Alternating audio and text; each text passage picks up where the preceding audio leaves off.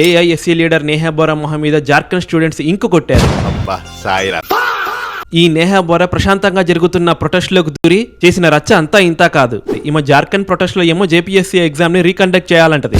కానీ జంతర్ మంతర్ ఢిల్లీ ప్రొటెస్ట్ లో మాత్రం ధర్మేంద్ర ప్రధాన్ ని రిజైన్ చేయమంటది.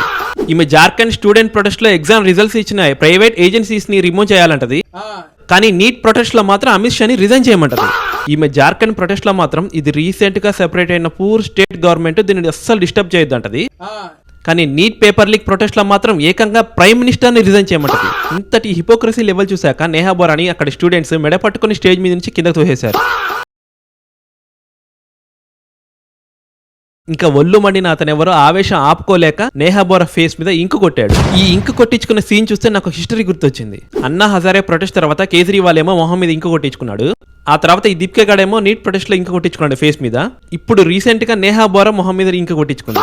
అసలు ఇంకు కొట్టించుకునే ఫ్యాంటసీ ఏంటయ్యా? అన్నా హజారే ప్రొటెస్ట్ లో ఏమో చెంపదెబ్బలు తిన్న కేజ్రీవాల్ ని చూసి జనాలు అతన్ని సీఎం చేశారు.